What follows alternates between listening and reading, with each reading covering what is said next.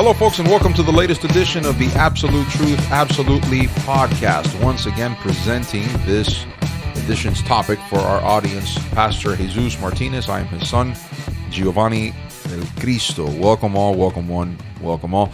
We'd like to speak to our audience on this occasion about the dangers associated with the digital age, the information age, and how one can free themselves from the modern stimuli or stimulation. I think it behooves us to unpack this for our audience because many Christians, we've heard the complaints, and we ourselves have observed the way that modern society has operated, and we're not the only ones. We would have to say there are others whom have observed this, although we are the minority when we attempt to analyze what's been going on and how this has led to the detriment of society. And we'll mention a few of these things as we go along. But I think it is imperative to note that our relationship with technology and the development of modern technologies hasn't been all good. Certainly, there are good things with respect to the advancement of some technologies. Notice I said some, because not all of them are necessarily needed. Again, that's something that we'll expound on in a little bit. But with respect, for example, to the free flow of information, to the speed with which information moves, I think it's certainly a good thing. Now, there are intermediaries, there are middlemen whom have said, how can we capitalize on the free flow of information and the speed at which it moves so as to grab the attention of the public, so as to monetize them and even propagandize them.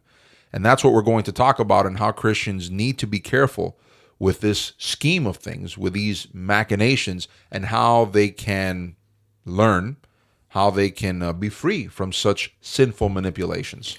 Well, if time allows, I'm going to go back to an article from May 6, 2019, that shows some pretty interesting issues. Number one, most people think that millennials are like the ones that use their screens the most. And I think it's self-explanatory what I mean by screens, right? But baby boomers are using the screens just as much, to the tune of maybe 12 hours per day. Of course, the baby boomers in the audience might say, that's not true. I don't use my screens, my phone, my laptop, my television. I don't believe it's true.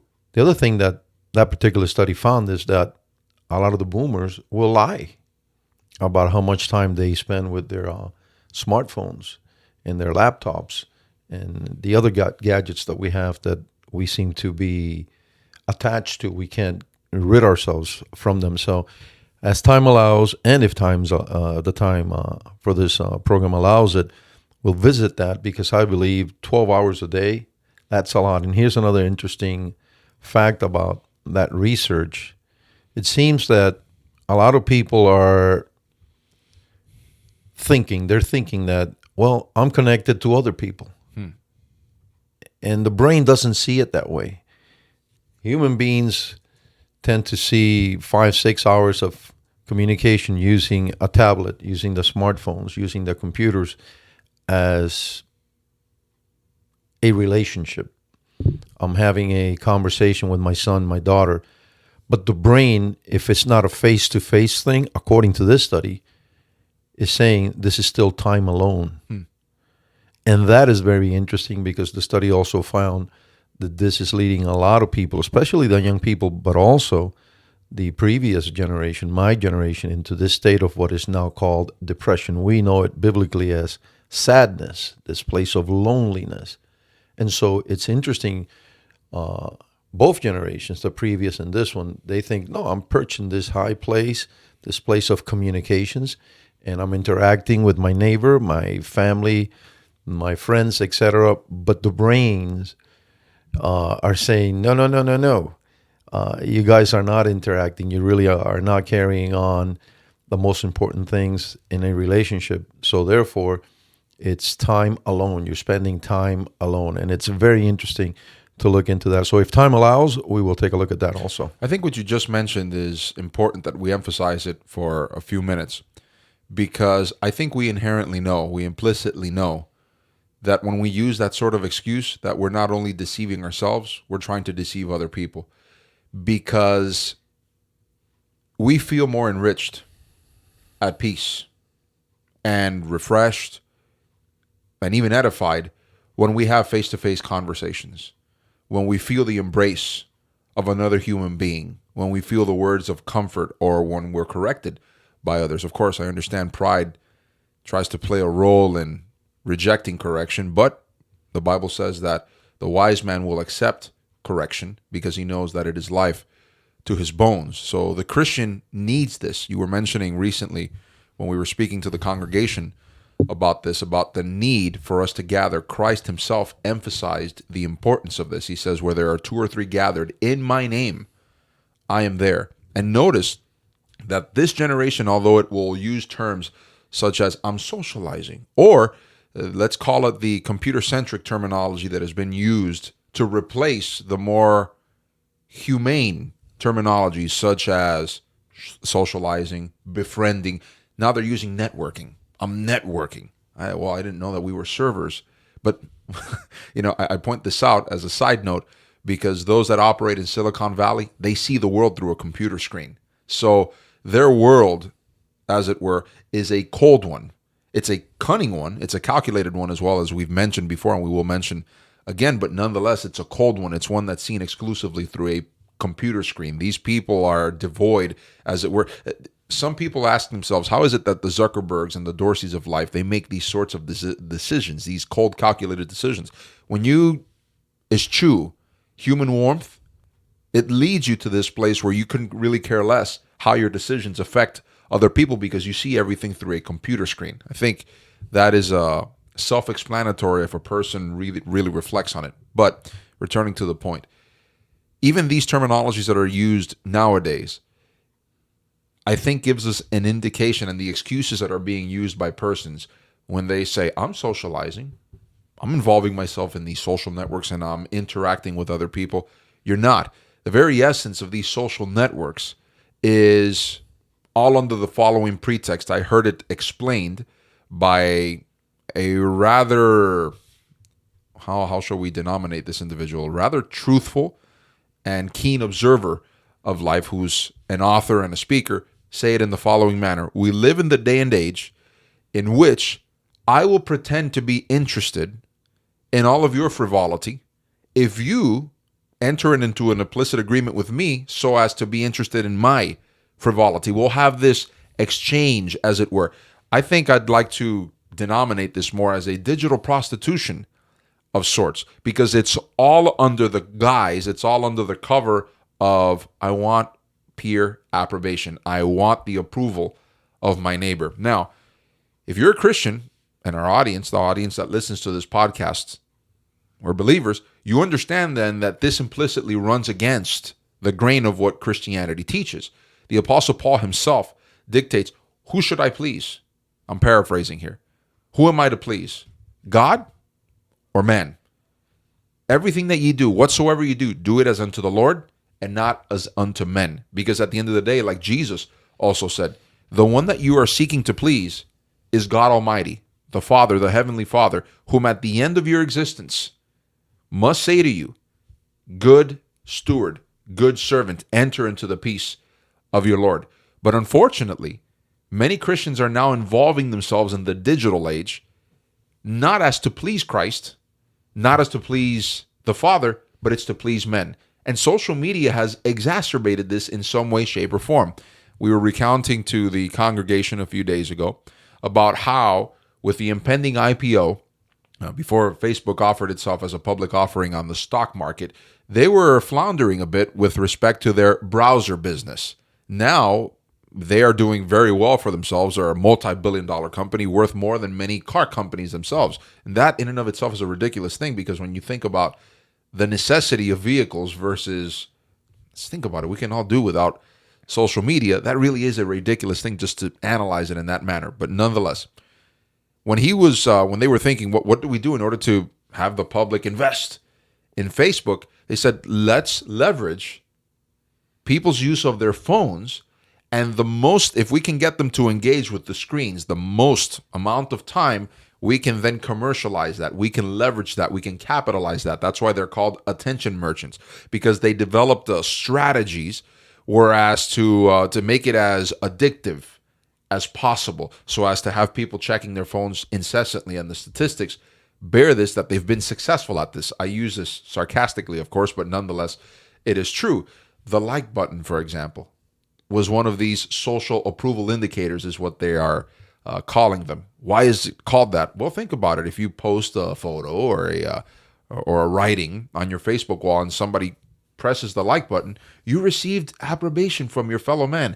And since we're all looking for peer approval, that gives me that dopamine hit that I'm looking for, which again, another side note before I continue with my explanation. Understand, please, that when you're going to read articles that point out, yes, the deficiencies, the issues that people are facing because of their excess use of social media and the wrong use of social media, please understand that these people are approaching this subject matter from what we would call a evolutionary psychology or evolutionary philosophic angle. They believe that all life began in a Darwinian manner, so they reduce everything to mere physical processes. Your brain feels it this way. As Christians, we know better. We know for a fact that everything has its commencement, its beginning in the spiritual realm, and then it has a manifestation in the physical realm. So, for example, if you're feeling euphoric over a potential like from someone on social media, that in and of itself then has a manifestation in the way that the body reacts to that desire or whatnot. You're going to go look for the next like. Exactly. And you were mentioning this. I mean, it's a great point that you were mentioning on Sunday, where you said, for example, it's been proven when you first take cocaine, you will never, ever, if you continue to take cocaine, it's been proven scientifically, it's been proven physiologically. That first experience, that first euphoric experience, you'll never be able to replicate. It'll never be matched. It'll never be replicated. Why is this? Well, it's the way that God set up our system, even in our physical body, so that we don't get hooked, so that habits don't form, but nevertheless, we don't pay attention, and so we get hooked. There's a couple of other issues that we need to take a look at here. The social distancing that is happening now due to COVID-19 is just the latest. Because I can think back and look at the distancing that using the screens has created. It's created a gap, a distance, and therefore the result is we lose sensitivity. Look at the things that we say online and the tone, the tonality that we used to say these things. And then to hammer the point home, we have these emojis that people are using to insult, to create havoc, to cause pain. And so you have this distancing that is now a new normal. As a matter of fact, not only is it called the new normal, it's the new morality. From the Christian viewpoint, we see it as immorality. So therefore, a desensitizing had to take place in order for the new morality, which is the approbation, the affirmation of immorality, to take hold. And it has taken hold. It is taking hold. We see people arguing things that make no sense whatsoever. We see evil receiving approval and applause, and we ask ourselves, how did it happen? And it's a vicious cycle that continues to exacerbate and grow, because if people say, this is the content that is going to get me likes, then I'll reach into the gutter. Absolutely. So as to continue to get the likes. And so you have that distancing and that creation. And I'm sorry to interrupt you. You make a great point. I've heard other people describe it in the following manner. People will express certain things on social media that they would never dare say to another person in their face. But I think we slightly disagree with that, because what you've just said is true. If it happened, once that line was crossed in the digital sphere, many people now feel emboldened to do it in the physical. And the heart becomes hardened. Your conscience is no longer working properly. Now, all of these things that I have just mentioned, losing one's sensitivity, creating that distance, that cold space, that cold relationship where you'll say things that even after a while, even the hardest of these hardened individuals, they truly understand that there was no place for that. And now it's too late. They can't rewind from this. So they just push it to another level. But here's the point, the second point that I think needs to be made. I heard a pastor, he's pretty well known, and he's on Facebook every single day, shooting these live programs and asking people to tune in and follow him. I'm sorry. And he went on to say something that offended many of us. He says, the only reason that pastors want to open the churches so fast is because of the money. They want that money. I was offended. I've been doing this work for almost 40 years now, and I wasn't trying to restart, if you will, our services because of the money. And why were you doing it? Precisely because of the things that I have learned, amongst them, the fact that we need that face-to-face contact. Yes. We need to gather. We need to come together. And yes, we're doing it this way. Absolutely, we are. We have no other choice.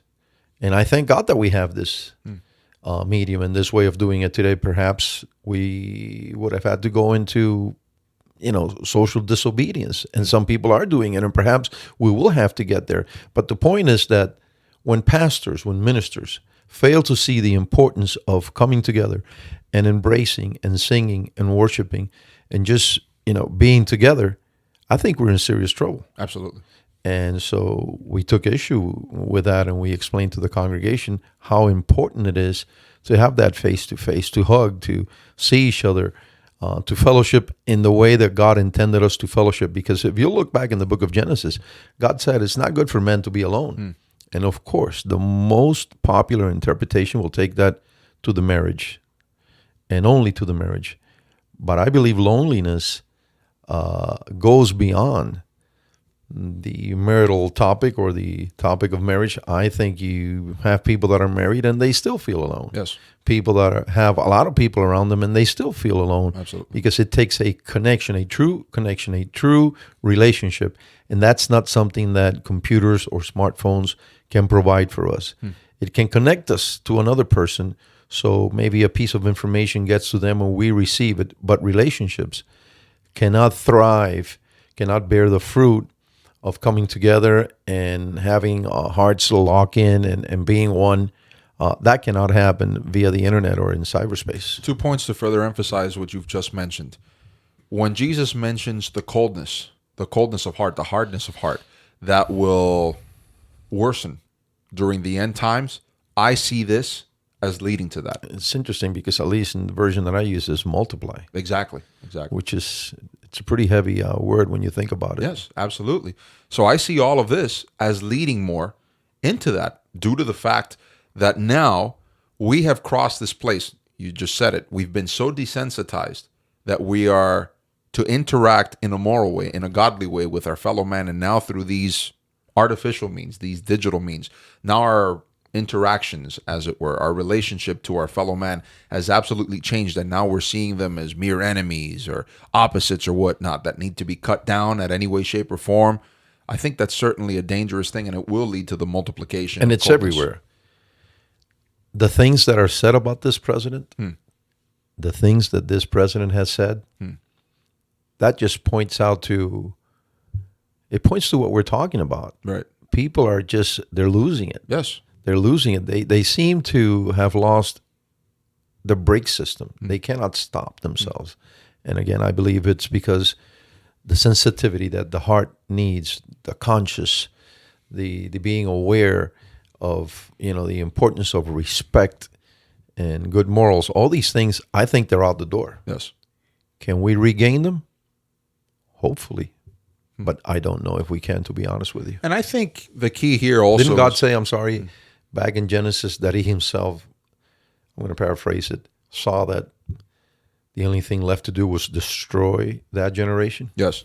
I think the key therein lies in that we cannot be like the world, and that's where the Christian is called to be different. Well, some people will say, you can recoup this, just get people born again. All right, so let's talk to the preachers and tell them, hey, stop talking about money. Stop talking about, life here on earth and how great it is. And we're going to prepare the kingdom for you, Jesus. So you just take your sweet time and we'll have everything ready when you come back. Why don't we preach Christ and Christ crucified for our sins? And let's go back to pointing out sin and calling sin, and not a disease, right. a sickness, something that the shrink can help you with. And then maybe I'll agree with them. in saying, yeah, we could probably rescue a generation, but not with the message that is being preached from today's pulpits. Exactly. And I think it also returns to individual responsibility. It returns to that old adage that all responsible parents have used at one point or another to try to teach their children a lesson. So if the rest of society, if the rest of this generation says, it's a good thing if we all launch ourselves from the Empire State Building because it's in vogue, don't worry, you won't die. Will you follow along? I mean, there's always some version of that parents use to their kids to try to teach them, don't succumb to peer pressure. But it's the same concept. So just because the rest of society is doing it, do we have to follow? Christians, it's the same concept with Christians. Paul, in essence, said the same thing in Romans chapter 12, verses 1 and 2. Don't do what the world is doing. Do what Christ commands you to do. Even as children, we had it ingrained in us. Monkey sees. Monkey do. Absolutely. But here's another point. And I think this is also of absolute importance. Any person whom is a keen observer, a discerner, a biblical discerner, should have noted a long time ago that the modern schematic, the modern way of doing things, especially through the digital means, the artificial means, the virtual way, as it were, is an affront to God's design. Why? Okay. Allow me to explain it in the following manner. God created the physical space so as to have the spiritual man, the inner man, edified. I'm going to repeat that again. Yes, God created the physical space. He is the creator of the physical space. He said of it, it is very good. But nonetheless, we are edified in our inner man when we behave according to God's law in the physical space. And the inner man has to be in charge, not vice versa, Exactly. which is exactly what is happening. Exactly. So what occurs? When we do things in the way that God demands of us, commands of us, according to his design, we notice that we enjoy peace, we enjoy tranquility, we enjoy good relationships with our fellow man, we enjoy our marriages, our relationships with our children, etc. Suddenly, if we begin to use other means to so-called socialize, apart from the model that God has for us, then we begin to have a problem because we inherently pervert God's order. And this is exactly what has happened through the digital means, through the artificial means. One of the things that we spoke about on Sunday was stimulation. What is it that stimulates you? Well, I think you approached us to the topic in very good fashion, because now we're talking, or we're kicking it back to, why is the habit created? Why do we need this? Why do I need more of it? Why is it that I notice that I need more and more of what I'm doing? We're talking about screen time now. It's because whatever artificial stimuli you use, I think it's been proven you're going to need more the next time and more the next time. And in the age of data and computers and cyberspace, according to this particular study, we're talking about 12 hours per day of screen time. Exactly. That's a lot. That is a lot. And the thing is that if you don't exercise Christian self-control, if you don't see these things for what they are and say, I need to hold these things at a distance, and my relationship with technology needs to be one where it's a metered use, but not only a metered use, a wise use of the technology, because we're not here to tell you that one not ought to engage in social media, through email, etc. I think the means of communication have become more efficient. They've become speedier, as it were, and they're certainly good in that. Let's focus on this for a second, because if you think about it, many people are listening to this podcast because of modern means. And Can I give one more example? Of course. I remember as a kid, as a student, I went back to my teachers throughout the years just to thank them, to see them again, to spend a few minutes with them, maybe to encourage them to continue what they're doing, because some of us turned out to be a success story, and it was because of them. If we continue to go down the road that COVID so conveniently is taking us down to, is that also going to disappear? I believe so. Yes. Because if my teacher is someone that I see on the screen, who God knows where my teacher is at. Could be at her house, in another state, in another county. There's really no relationship there. And I'm sure a lot of people identify with with what I just said. We Yes. went back to our teachers. course. I remember going back to my 4th grade teacher. She was like a mom to me. When I got to this country, I could not speak one word of English. Of course, somebody will say, you're still not doing all that well. I get it. But I remember her hugging me like if she was my mom and telling me, it's going to be okay. Mrs. Flynn, she died of cancer. I went back every year to see that woman, just to hug her neck and to spend some time with her. And even now, as I speak of Mrs. Flynn, I choke up because I have her in disregard. Not all teachers are that good, and some people hate their teachers. That's fine. I mean, it's not fine, but if that's their experience, that's up to them. And that's their problem. But for most of us, You felt the warmth and the care that she had for you. absolutely. And one of the ways that she demonstrated that to you is by hugging you, reassuring you with words of And encouragement. the time she took to explain things to me and just, guide me along, knowing that I was in a difficult place at that stage in my life. And then the same with my 5th grade teachers, 6th grade teachers. And I just kept going back to say thank you. And it wasn't just me, it was most of us going back to our teachers to say thank you. The One of those people that age, impact you, a lot of people have cooperated. They have a small piece, a small say in your success. Whether we want to say thank you or not, that's just the truth. Yes. But the relationships were established on a face-to-face, spending time together, spending hours together. That's gone. For the most part, it's gone because now kids see their teachers as enemies. And you know what you and I opine about the educational system.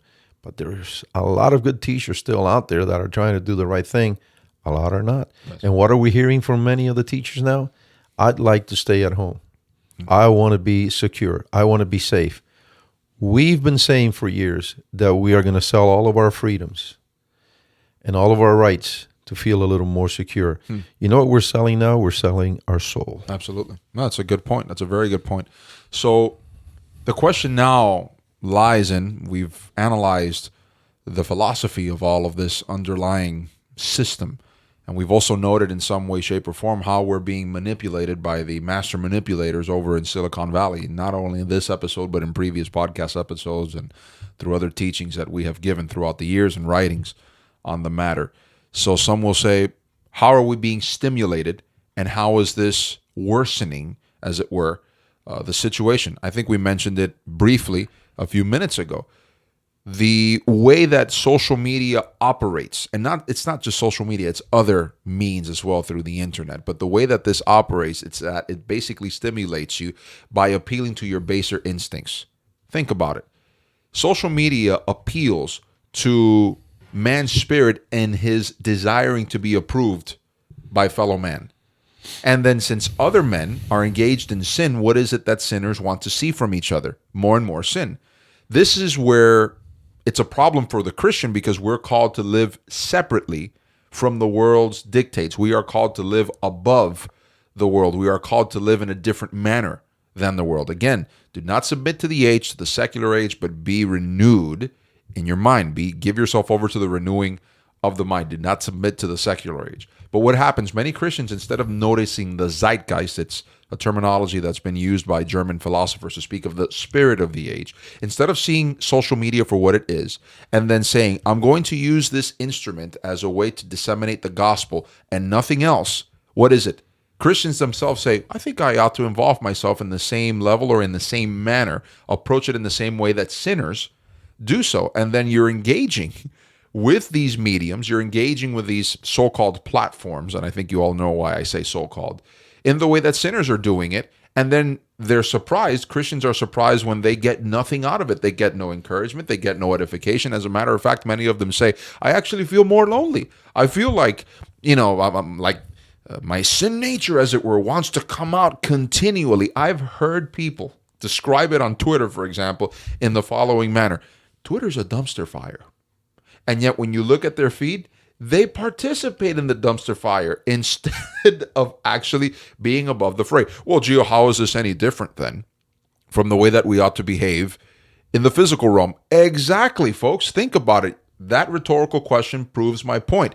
Yes, we are in the world, but we are not of it. That's the way that Christ described it. And even though Jesus Christ, the Apostle Paul, the Apostle John, etc., they were in the midst of a wicked and perverse generation. Paul himself says that we ought to live above that so that the wicked and perverse generation does not affect us. We have to take this ethos then and apply it to social media, apply it to the so-called internet culture. We can't simply leave this in the physical realm and say, I guess the digital space is exempt from this, from this Christian calling. But what's worse, and you and I were talking about this recently, we said it to the congregation and we've spoken about this over and over again. This is what happens when believers approach the text in a religious manner and not in the way that God would have us approach the text. What's the difference? I'll explain it succinctly. The religious way of approaching the text says it in the following manner.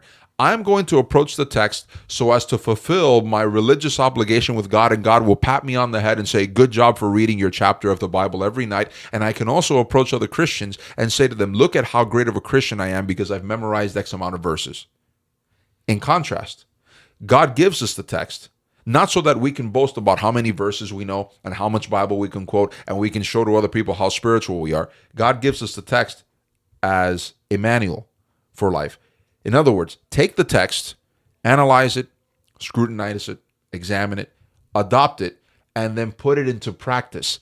And it's also a filter by which we are supposed to analyze what is going on around us to see how the world reacts in contrast to how God would have us behave in the middle of a wicked and perverse generation. I think that's the best way I can describe it. And that's why so many Christians fail, in that they can't see these systems as the extensions of the secular age that they are, and they fall prey to it. I think we need to kick it back to stimuli. Not only do they get this great high from the likes, especially if people start to take a liking to the stuff that they're posting, not only do they enjoy the like, but now they're thinking, I need to move the envelope because I did something just as good as that one, as the previous one. At least I thought it was just as good. And lo and behold, that one did not get likes. And so here is the... Even though on that particular post, for example, you might have put information that is invaluable. Well, you're absolutely right. But here's the trouble with all of this. You and I, in today's presentation, we're talking about the person who is posting. But the person that is posting ignores this that we are talking about. And that is that the people that are reading his post no longer care to hear the same level of whatever it is they're presenting. So now both sides of the coin are asking what? This needs to be moved up a little bit. Yes. It needs to get more intense. More sensational content. Absolutely. So here I am posting this, that, the other thing, and I'm thinking all of these are good, but I'm not getting the reaction. And the people that are receiving it, they're saying the first one was good, but they've dropped off. And so it works both ways. You can see the person looking for the approval, saying, I need to do something a little bit more intense, more radical to get the approval. And we see the people that are getting something from the post saying, you need to show me something more radical.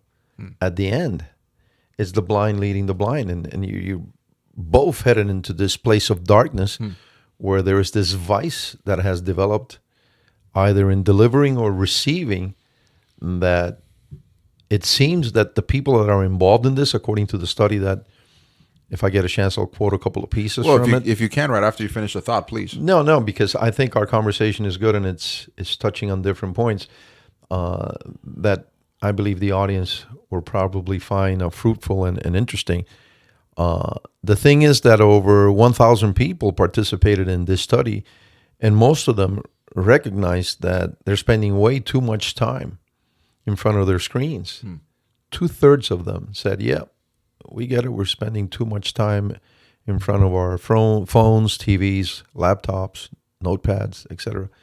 Are we not going to stop? It proves what I said at the beginning of this podcast episode. We implicitly know that this is detrimental to us, and nevertheless, we still continue to engage in it. It was always amazing to me, or baffling, I should say, to me, to see doctors and nurses smoking. They're supposed to be the image of health. And I just, a good friend of the family died severe lung disease. He smoked until the end. He's carrying around his oxygen, and then I'm going to die, so I might as well enjoy it. You know, And this is a guy who's supposed to be advising others on how to stay healthy. and you know, when that smoker's cough, I don't want to. That's worse than COVID.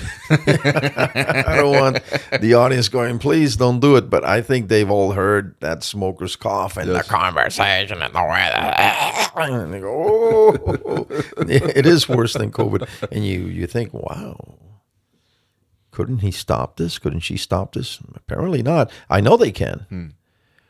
But they feel that they're in the grasp of something that is stronger than they are, or they're enjoying it so much. They like that shot of adrenaline so much that they'll go, yeah, I know it's going to kill me.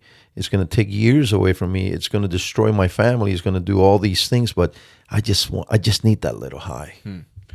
So I think we've reached the point on the episode, and we've acclimated our audience to expect this of us. And frankly, we wouldn't be good ministers of the gospel. Oh, you guys consider yourselves good ministers of the gospel? We attempt to be good ministers of the gospel. Even if it's at the low end of good. Exactly. Exactly. And we notice this pattern in Scripture where, yes, you're supposed to point out what's deficient. Otherwise, we would be bad ministers. Exactly. Because we don't want to be mediocre or lukewarm. So if it's good and bad, at least at the lower tiers of good, we place ourselves there. Exactly. Exactly. So what sort of ministers would we be if we were to point out, signal out the things that are deficient? But the Apostle Paul tells Titus, I sent you to Crete so as to fix the things that are deficient. So you have to go and offer the correction, the solution to all of this. Well, how do we learn to live peaceful, purposeful existences? Cretans, yeah. that actually became a term of derision at one point or another in the English language, right? How do we learn to live peaceful, purposeful existences that don't cause internal bedlam? Because let's face it, folks, much of what is going on in internet culture, it causes internal chaos because of the elevation, the exaltation of sin, and the stimuli to constantly sin, to look for approval. Let's face it, Silicon Valley has a lot of blame in this. But nonetheless, some people say, well, it's where people are gathering. How do we take the gospel there? Completely agreed. I think we have to use the same, I hate to use the terminology, methodology, or shall we call it the goal, or the spirit, as it were, of the gospel. You're entering into hostile territory, but don't become like the hostilities, as it were. You're entering into hostile territory. Don't behave like the hostiles, but still keep the Christian ethic alive. I find that argument somewhat silly, especially coming from Christians, because after all, Christ did come to us.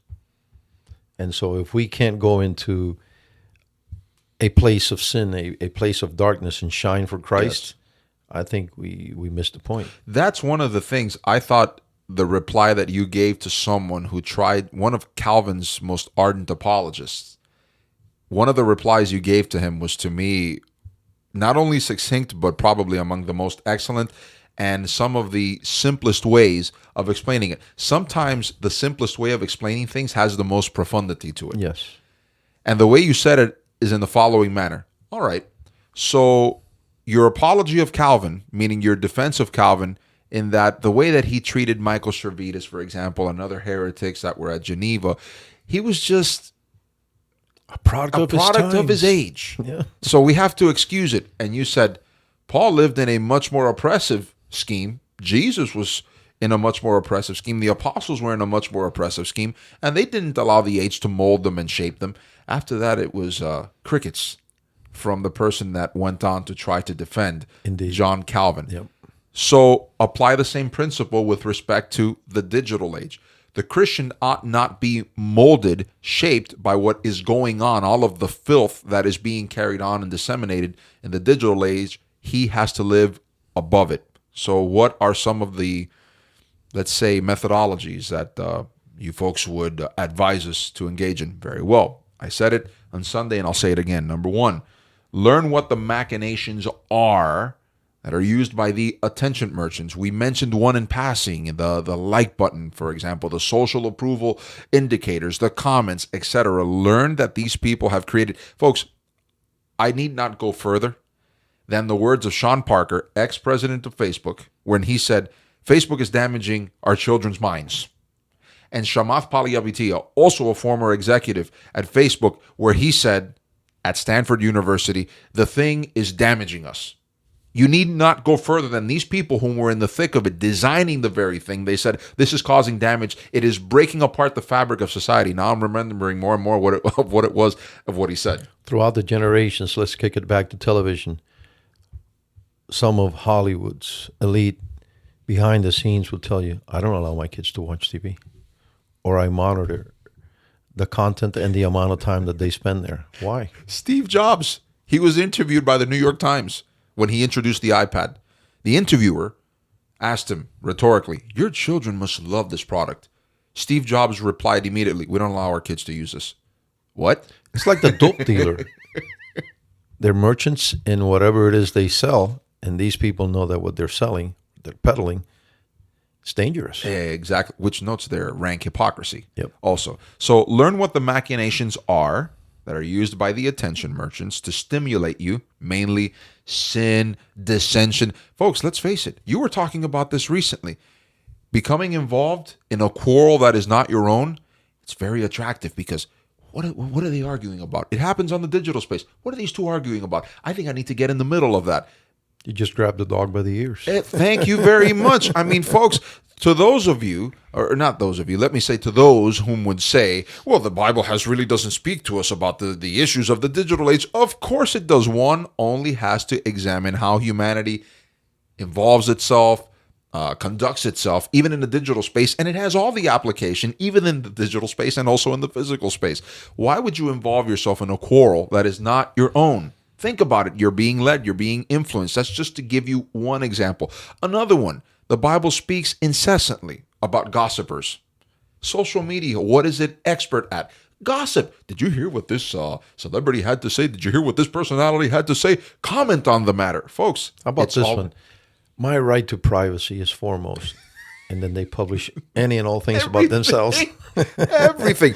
Wow, the king of contradiction here. What was it that I said to the congregation on Sunday? To combat this, what I'm going to do is that I'm going to intentionally look out for posts where people post photos of what it was that they ate, because they're obviously looking for approval. And I'm going to put on there that looks like vomit. Nauseating. That's absolutely nauseating. See the reaction that you get just to prove my point.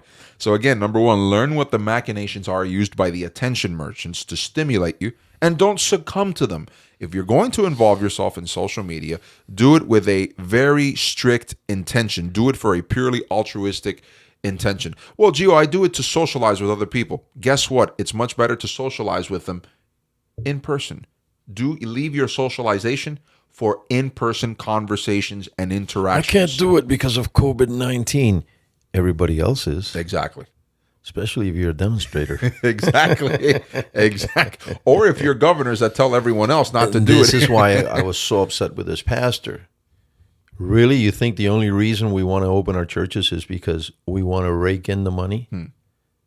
First of all, a lot of churches are raking in nothing. Yes.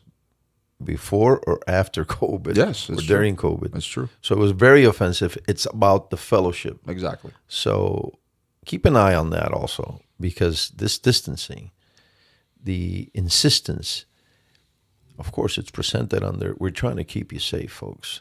So as Dr. Fauci would have us do, and Tedros and the rest, please stay away from each other at least 6 feet.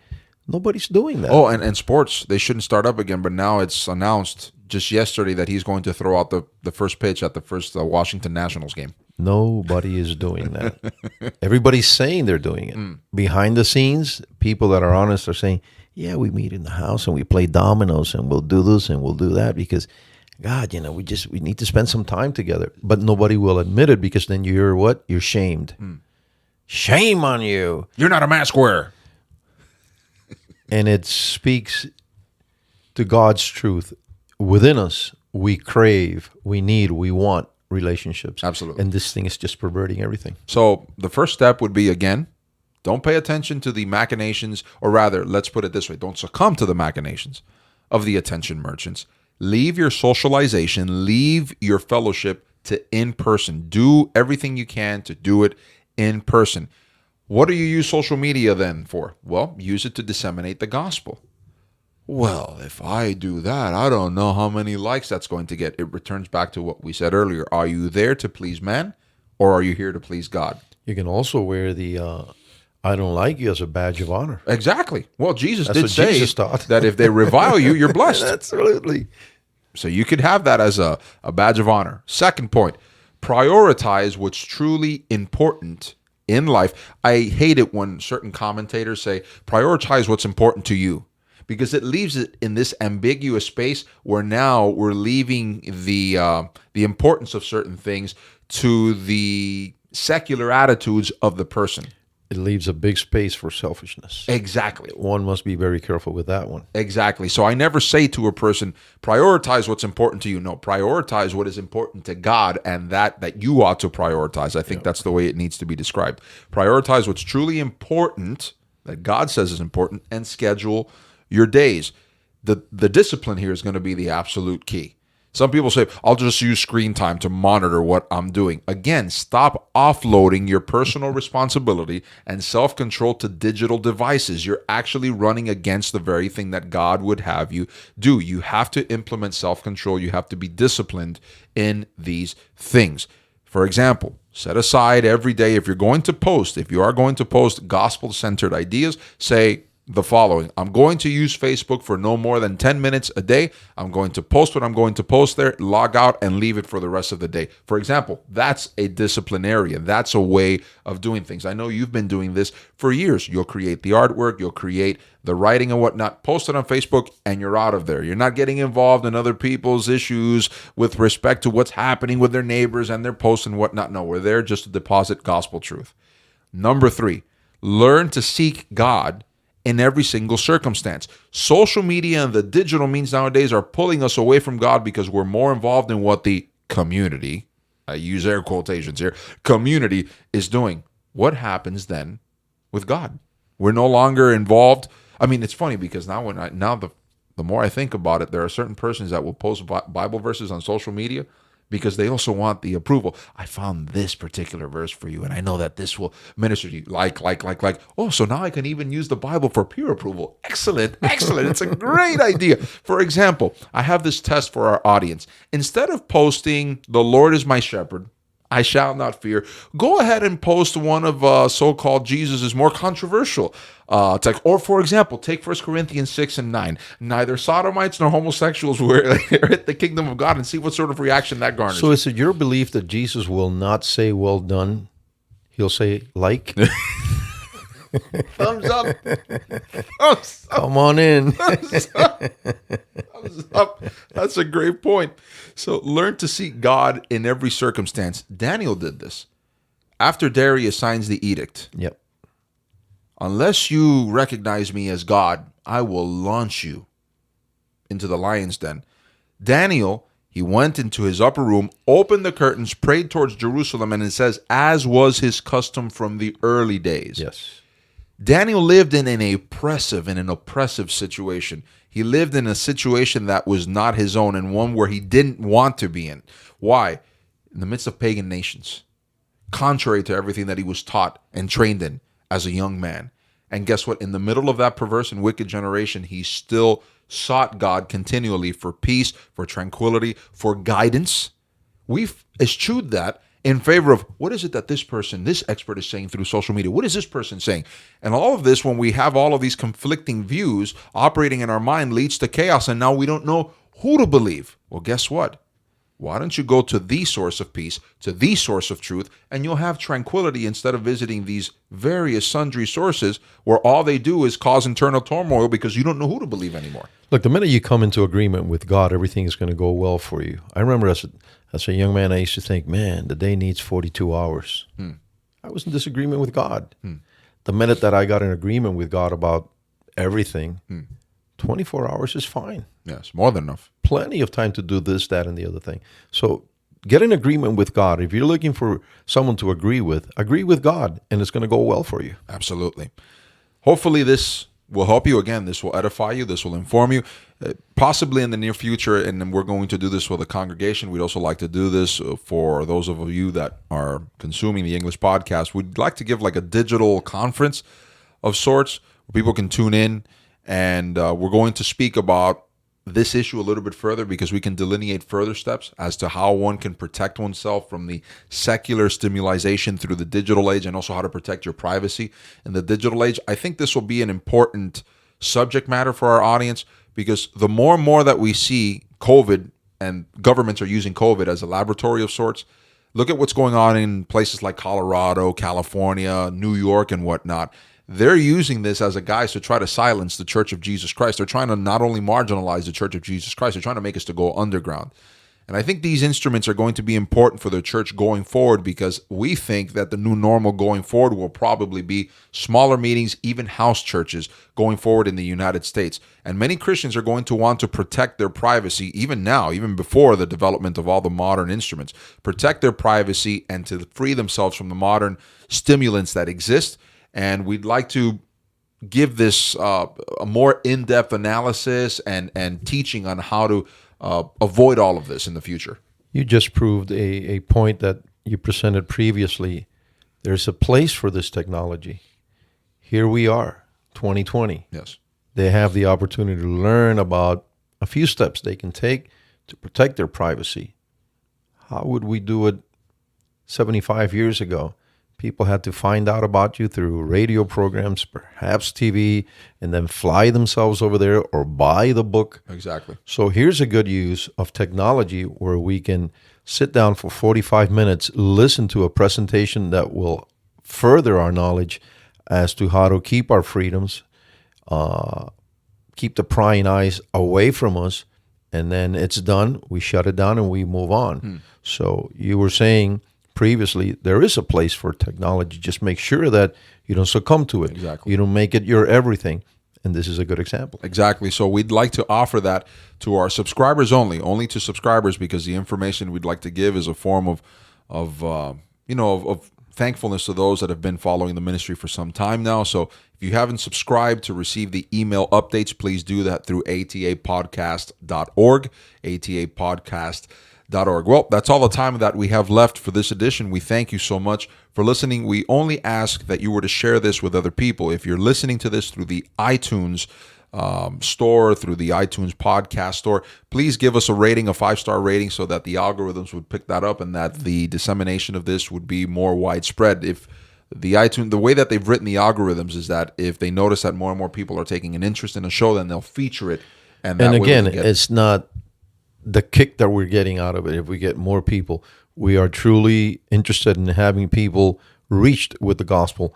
Of course, at the end of the day, Christ will judge us. Yes. If we're being honest or not, it shall be seen. Exactly. God will show all things, even things that we think we have kept properly in undisclosed areas. God will show everything. So if we are lying, if we're not being truthful about our intent, this being that we want others to hear the gospel, then God will show us for what we are, hypocrites and liars. But if we're being honest, like I think we are, we just want others to be reached with the gospel. And this is why we ask, make that happen by following these simple steps, right? Absolutely. More people will be reached. Absolutely. But again, we also encourage, and this is my defense to those whom would accuse us. Just like Paul said, this is my defense to those that would accuse us. The content that we are disseminating here is something that Silicon Valley doesn't want people to hear. Absolutely. They are actively suppressing this sort of information. But this generation is trained. They don't know they've been trained. They've been trained to argue and point out to supposed hypocrisies.